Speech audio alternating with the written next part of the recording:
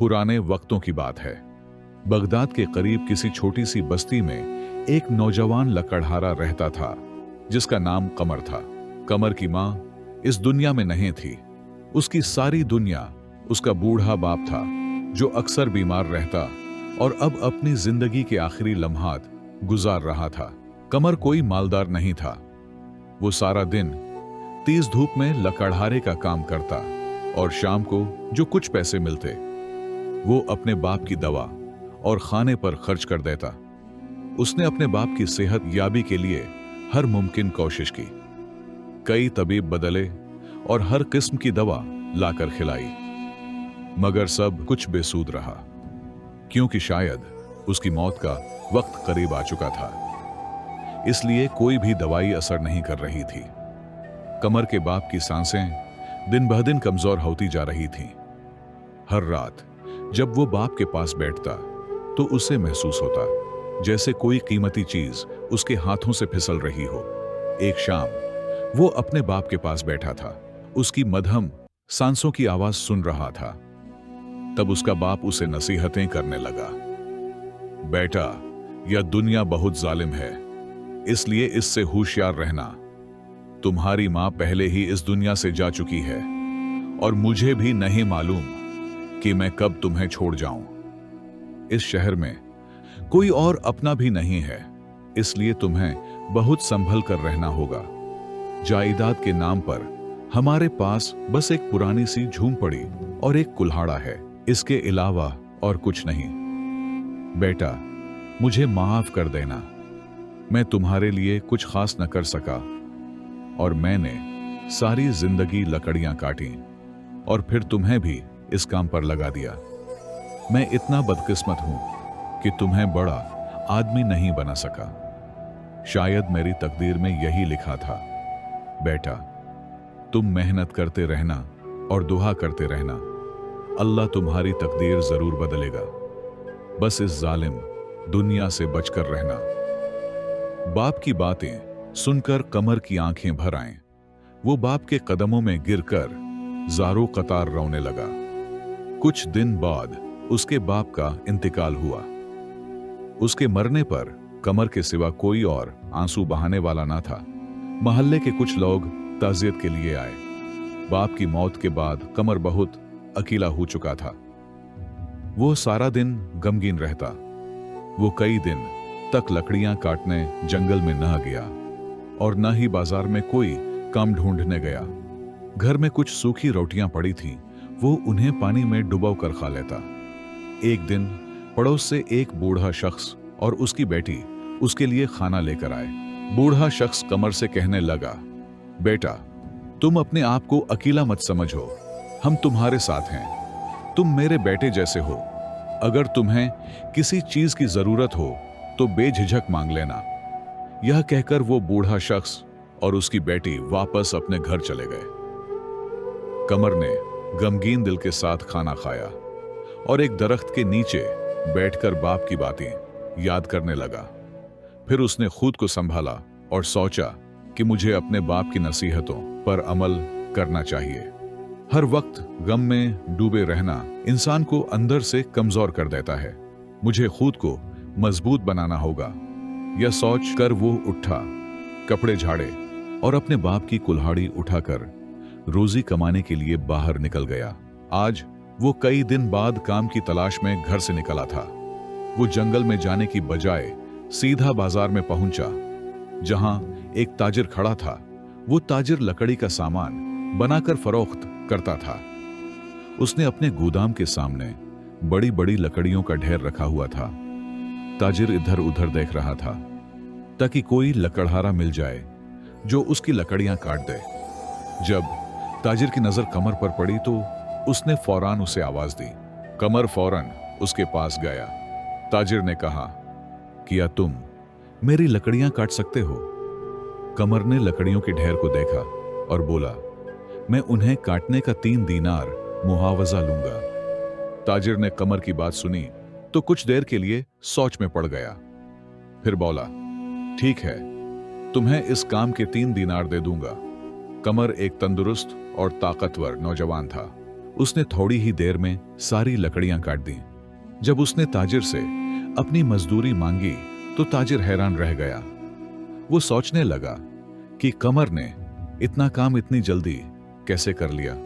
उसे यूं महसूस हुआ जैसे उसने इस काम के बदले ज्यादा पैसे तय कर लिए हैं। ताजिर ने कमर से कहा, मैं तुम्हें इस काम के सिर्फ 2 दीनार दे सकता हूं। कमर ने पसीना साफ करते हुए जवाब दिया, ए ताजिर, तुम बेईमानी कर रहे हो। तुमने मुझसे जो वादा किया था अब उससे मुकर रहे हो। मैं तुमसे गुजारिश करता हूं कि मेरा पूरा मुआवजा दे दो, वरना मैं पूरे बाजार में तुम्हारी बेईमानी का ऐलान कर दूंगा। ताजिर ये सुनकर डर गया। उसने सोचा कि अगर इस लड़के ने सबके सामने मेरी हकीकत बयान कर दी तो मेरी इज्जत खाक में मिल जाएगी और लोग मुझसे कारोबार करना छोड़ देंगे। मगर फिर भी वो अपनी जिद पर कायम रहा, जैसे उस पर शैतान का साया हो। ताजिर ने उल्टा कमर पर चोरी का इल्जाम लगा दिया और जोर से बाजार में चीखने लगा, लोगो देखो, इस लड़के ने मेरे दीनार चोरी किए हैं, इसे पकड़ लो। बाजार में मौजूद सारे ताजिर और राहगीर कमर की तरफ देखने लगे। ताजिर की यह हरकत देखकर कमर को बहुत गुस्सा आया। उसने गुस्से में आकर ताजिर के मुंह पर जोर का मुक्का मारा और वहां से भाग निकला। ताजिर झूठ मूठ का रोना रोते हुए उठा और कहने लगा, देखा भाइयों, यह लड़का कितना बदमाश है। यह पहले चोरी करता है और फिर उसने मेरे मुंह पर मुक्का भी रसीद कर दिया। यह कोई आदि मुजरिम लग रहा है। वहां मौजूद लोग ताजिर की हां में हां मिलाने लगे। ताजिर दिल ही दिल में सोचने लगा, चलो यह मामला भी हल हो गया और मेरी इज्जत भी बच गई। मगर अपनी बेईमानी छुपाने और लोगों को यह यकीन दिलाने के लिए कि कमर वाकई चोर है, वो फौरन काजी के दरबार में जा पहुंचा और कमर पर झूठा चोरी का मुकदमा दर्ज करवा दिया। कादी ने अपने सिपाहियों को हुक्म दिया कि वो कमर को गिरफ्तार करके अदालत में पेश करें। सिपाही फौरा काजी के हुक्म की तामील करते हुए कमर की झूंपड़ी की तरफ गए, मगर उसकी झूंपड़ी पर ताला लगा हुआ था। उन्होंने उसे हर जगह तलाश किया, बस्ती का चप्पा चप्पा छान मारा, मगर कमर कहीं भी मौजूद न था। इसलिए सिपाही खाली हाथ दरबार में वापस लौटे। कुछ दिन बाद ताजिर दोबारा काजी की अदालत में पेश हुआ। चूंकि कमर वहां से गायब हो गया था और पकड़ा ना जा सका, इसलिए काजी ने ताजिर को हुक्म दिया, तुम इस लड़के की झोंपड़ी बचकर अपने नुकसान का इजाला कर लो। काजी की यह बात सुनकर ताजिर खुशी से फूला न समाता और दिल ही दिल में सोचने लगा, मेरा तो दुगना फायदा हो गया। मैंने उसे मजदूरी भी न दी और उस पर चोरी का इल्जाम लगाकर उसकी झूंपड़ी भी हथिया ली। लालच ने उसके दिल को अंधा कर दिया था, मगर उसे यह एहसास न था कि वो एक यतीम और गरीब लड़के पर जुल्म कर रहा है। दूसरी तरफ कमर बस्ती से भागता हुआ दौड़ता एक जंगल तक जा पहुंचा। वो भूख से बहुत कमजोर और निढाल हो चुका था। थकावट की वजह से वो एक दरख्त के नीचे जा बैठा। वो सोचने लगा कि आखिर उसने ऐसा कौन सा गुनाह किया था कि उसे ऐसी सजा मिली। उसे अपने बाप की बातें याद आने लगीं, जब वो कहा करता था, बेटा, तुम्हें जिंदगी में अकेले ही बहुत सी आजमाइशों का मुकाबला करना होगा। यह दुनिया जालिम है, यतीमों और गरीबों का हक भी छीन लेती है। वो सर हिलाने लगा और कहने लगा, हाँ अबा, तुम बिल्कुल ठीक कहते थे। यह दुनिया वाकई बहुत जालिम है। मुसलसल पैदल चलने से कमर को शदीद भूख लगने लगी और वो खाने की तलाश में उधर इधर भटकने लगा, मगर जंगल में खाने को कुछ भी न मिला। कुछ देर और चलने के बाद उसे जंगल के बीचों बीच एक गार नजर आया, जिसके अंदर से रोशनी आ रही थी। यह मंजर देखकर उसके दिल में एक नई उम्मीद जागी और वो फौरन इस गार के अंदर दाखिल हो गया। गार के अंदर एक सफेद दाढ़ी वाला बुजुर्ग बैठा था। बुजुर्ग ने कमर से नरमी से पूछा, बेटा, क्या तुम रास्ता भूल गए हो? कमर ने जवाब दिया, नहीं बाबा जी, मैं अपनी जान बचाते हुए यहां आ निकला हूं। बुजुर्ग ने शफकत से कहा, बेटा तुम बहुत थके हुए लग रहे हो, आओ यहां मेरे पास बैठ जाओ। फिर बुजुर्ग ने फौरन कमर को कुछ खाने को दिया। कमर ने भूख के मारे फौरन खाना खाया। इसके बाद बुजुर्ग ने नरमी से पूछा, बेटा मुझे बताओ तुम्हें क्या मुश्किल पेश आई है। जब बुजुर्ग ने इतनी मोहब्बत भरे अंदाज में उसका हाल पूछा तो कमर की आंखों से आंसू बहने लगे और वो गमगीन दिल से अपनी सारी कहानी बुजुर्ग को सुनाने लगा। कमर ने बुजुर्ग को बताया कि बाप के इंतकाल के बाद वो रोजगार की तलाश में बाजार गया, जहां एक ताजिर ने उससे लकड़ियां काटने का काम करवाया, मगर मजदूरी देने से इनकार कर दिया। फिर उसी ताजिर ने उस पर चोरी का झूठा इल्जाम लगा दिया और उसे वहां से भागने पर मजबूर कर दिया। इसके बाद उसने कमर की झूंपड़ी पर भी कब्जा कर लिया। काजी के सिपाहियों से बचते बचाते वो जंगल के रास्ते से गुजरता हुआ इस गार तक पहुंच गया। जब बुजुर्ग ने कमर की सारी बात सुनी तो उसने शफकत से कमर के सर पर हाथ रखा और कहा, बेटा आज की दुनिया लालच में इतनी अंधी हो चुकी है कि यतीमों और गरीबों का हक मारने से भी नहीं शर्माती। यह लोग खुद को समझते हैं कि वो जीत गए, मगर हकीकत में वो अल्लाह के अजाब को खुद दावत दे रहे होते हैं। तुम परेशान मत हो, सब कुछ अल्लाह पर छोड़ दो, वो जरूर तुम्हें इंसाफ दिलाएगा। मेरी दुआएं तुम्हारे साथ हैं, तुम हिम्मत ना हारना। याद रखो, जब जुल्म हद से बढ़ जाता है तो खुद ब खुद खत्म हो जाता है। बुजुर्ग ने नरमी से कहा, बेटा अब तुम आराम करो, सो जाओ। कमर बहुत थका हुआ था, इसलिए जैसे ही लेटा थोड़ी ही देर में नींद में चला गया। अगली सुबह जब उसकी आंख खुली तो उसने देखा कि वो बुजुर्ग नमाज से फारिग होकर दुआ मांगने में मसरूफ था। कमर उठा और फौरन वुजू करके नमाज अदा करने लगा। नमाज से फारिग होकर कमर उस बुजुर्ग से कहने लगा, बाबा जी आपका बहुत बहुत शुक्रिया, आपने मुझे खाना खिलाया और पनाह दी। अब मैं सूरज निकलने से पहले ही यहां से जाना चाहता हूं। कहीं ऐसा ना हो कि काजी के सिपाही मुझे ढूंढते ढूंढते यहां तक आ पहुंचे। बुजुर्ग ने उससे कहा, बेटा तुम कहां जाओगे? कमर जवाब देने लगा, जहां मेरी किस्मत मुझे ले जाएगी। बुजुर्ग ने कहा, बेटा तुम ऐसा करो, इस जंगल से निकलकर करीब ही एक बस्ती है, तुम वहां चले जाओ, वहां तुम महफूज रहोगे। कमर ने बुजुर्ग का शुक्रिया अदा किया और फिर जंगल से निकलकर करीबी बस्ती की तरफ रवाना हो गया। वहां पहुंचकर उसने दोबारा लकड़हारे का काम शुरू कर दिया ताकि अपना गुजर बसर कर सके। वो कभी लकड़ियां काटता और कभी किसी का माल उठाता, लेकिन उसने कभी मेहनत मजदूरी को नहीं छोड़ा, क्योंकि उसके आगे पीछे कोई नहीं था। इसलिए उसका खर्च बहुत कम था, जिसकी वजह से उसके पास काफी पैसे बच जाते।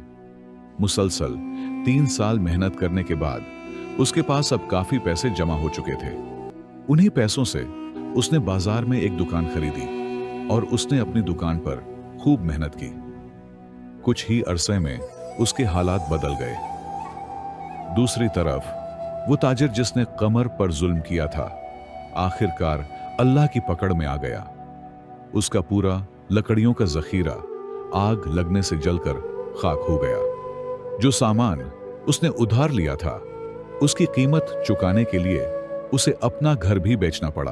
अब वो मुकम्मल तौर पर गरीब हो चुका था और खाने पीने के लाले पड़ गए थे। जो ताजिर कल तक बाजार में अपनी धाक रखता था, आज उसी बाजार में मजदूरी के लिए दर दर फिर रहा था, मगर कोई उसे काम देने को तैयार ना था। अब उसे समझ आ चुकी थी कि जो कुछ उसके साथ हो रहा है वो सब उसके अपने गुनाहों का अंजाम है। उसने न सिर्फ एक गरीब की मजदूरी मारी थी, बल्कि एक यतीम का हक भी छीन लिया था, और अल्लाह ने उसे उसका बदला इसी दुनिया में दे दिया। अपनी बिगड़ती हुई हालत की वजह से उस ताजिर की बीवी भी उसे छोड़कर चली गई। उसकी कोई औलाद भी ना थी, इसलिए वो बिल्कुल अकेला रह गया। आखिरकार उसे मजबूरी में भीख मांगनी पड़ी। कुछ लोग उसे कुछ दे देते और कुछ सख्त लहजे में झड़क देते। एक दिन वो यूं ही भीख मांगता मांगता दूसरी बस्ती में जा पहुंचा। वहां एक बड़ी दुकान के सामने खड़ा होकर अल्लाह के नाम पर मांगने लगा। दुकान का मालिक बाहर आया और उसकी हथेली पर 3 दीनार रख दिए। भिखारी ने जब दीनार देखे तो दिल में सोचने लगा कि यह ताजिर तो बड़ा सखी लगता है। फिर जब उसने ताजिर के चेहरे पर गौर से नजर डाली तो उसे पहचान गया। यह तो वही कमर था, वही यतीम जिसके साथ उसने कभी जुल्म किया था। वो भिखारी फौरन कमर के कदमों में गिर गया। रोते हुए कहने लगा, बेटा मुझे माफ कर दो, मैं वही जालिम ताजिर हूं जिसने तुम पर झूठा इल्जाम लगाया था। तुम तो कितने सखी निकले। तुमने बिगैर पहचाने मुझे 3 दीनार भीख में दे दिए और मैं कितना खुद गरज और लालची था कि तुम्हारी मजदूरी भी खा गया और तुम्हारी झूनपड़ी पर भी नाहक कब्जा कर लिया। आज मेरा सब कुछ बर्बाद हो चुका है, दुनिया का कुछ नहीं बचा। मगर अब मुझे अपनी आखिरत की फिक्र है। खुदा भी मुझे तब तक माफ नहीं करेगा जब तक तुम मुझे दिल से माफ न करोगे। मैं तुमसे अपने किए पर सच्चे दिल से माफी मांगता हूं। खुदा के लिए मेरे हाल पर रहम करो, मुझे माफ कर दो। कमर ने भिखारी को फौरन अपने कदमों से उठाया और उसे गले से लगा लिया। कमर ने उस शख्स को माफ कर दिया जिसकी वजह से उसे अपना गांव छोड़ना पड़ा और उसके बाप की आखिरी निशानी जो कि उनकी झूनपड़ी थी वो भी उसने बेच दी थी। फिर भी उसने दिल पर पत्थर रख कर उसे माफ कर दिया। उसने न सिर्फ उसे दिल से माफ किया बल्कि उसकी हालत देखकर उसे उस पर बहुत ज्यादा तरस भी आया। इसलिए वो उससे कहने लगा, मैं नहीं चाहता कि आप अब भीख मांगे। किसी वक्त में आप भी ताजिर हुआ करते थे। मैं चाहता हूं कि आप मेरे पास रहकर मेरी दुकान संभालें। इससे आपको रोजगार मिल जाएगा और भीख मांगने जैसी जिल्लत से भी जान छूट जाएगी। उस भिखारी ने कमर की बात मान ली और उसके पास ही काम करने लगा। कमर ने वही पुरानी झोंपड़ी भी दोबारा खरीद ली जो उस ताजिर ने पहले किसी और को बेच दी थी। वक्त के साथ उसने उस बूढ़े हमसाये की बेटी से निकाह कर लिया जो पहले उसे खाना भी खिला चुकी थी। यूं कमरी ने अपनी नई जिंदगी का आगाज किया और सुकून और खुशी के साथ जिंदगी गुजरने लगा। प्यारे दोस्तों, इस कहानी से हमें यह सबक मिलता है कि यतीमों का माल खाना न सिर्फ एक गुनाह कबीरा है बल्कि उसका अंजाम भी बहुत दर्दनाक होता है। जो शख्स किसी यतीम का हक छीनता है या उसके माल पर नाहक कब्जा कर लेता है वो दरहकीकत अपने लिए मुसीबत, जिल्लत और अल्लाह के अजाब को दावत देता है। दोस्तों, उम्मीद करता हूं आपको आज की यह कहानी पसंद आई होगी। पसंद आने की सूरत में इस वीडियो को लाइक करें और कमेंट में अपनी राय का इजहार करें।